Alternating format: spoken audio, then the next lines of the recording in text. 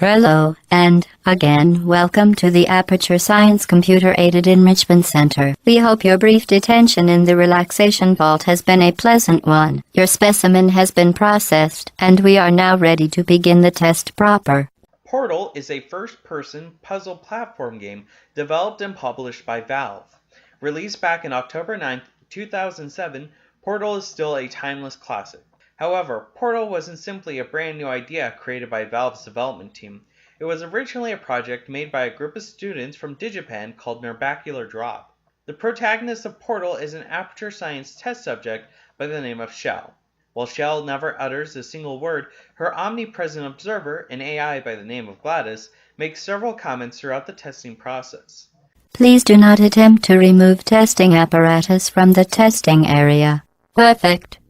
Please move quickly to the chamber lock, as the effects of prolonged exposure to the button are not part of this test. Speaking of the testing process, there are a total of 19 main test chambers, plus an additional 4 escape chambers, and GLaDOS's big, bad boss chamber that Shell must portal, jump, and press buttons to get out of. In addition to the main story chambers, there are an additional 12 test chambers to test one's way through after the main story is complete.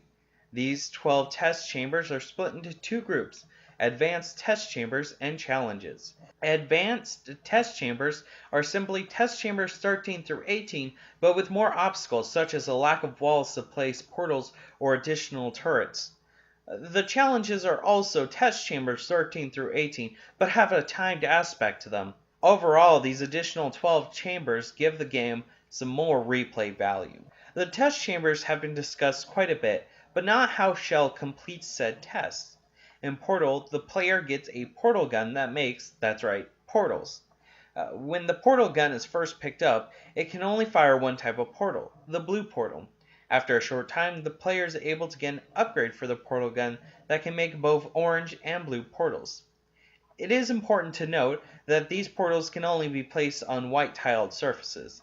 That means the player can't place these portals on glass, moving platforms, or gray metallic tiles. Most of the chambers require the player to place an Aperture Science weighted storage cube on an Aperture Science heavy-duty super colliding super button, but how that is achieved depends on the chamber.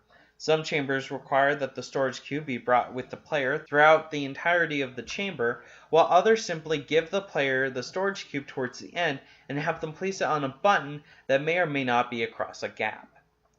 The overall pace of Portal is nothing short of perfect. It's as if the entire game is one gradually paced tutorial for the final boss. Throughout the game, each test chamber introduces either a new object or a new problem using familiar objects. Over time, the player learns how to use these objects in different ways to reach a solution to the problem they're given. It starts with a simple cube button test, and then grows to complex momentum puzzles involving storage cubes, high energy pellets, and of course, buttons. Once the player reaches the final boss, they have all of the little tricks and skills they would need to know to take down the boss. In conclusion, Portal is a perfectly paced, first-person puzzle platform game with lots of character to it. Everything from the early puzzles to the final boss fight gives the player an ample supply of enjoyment. Coupled with the bonus maps given after the completion of the main story, Portal has quite a bit of replay value. Portal gets a solid 10 out of 10, making it easily the best game in its genre. Anyone can get Portal from Valve's Steam service for $9.99 or one's regional equivalent.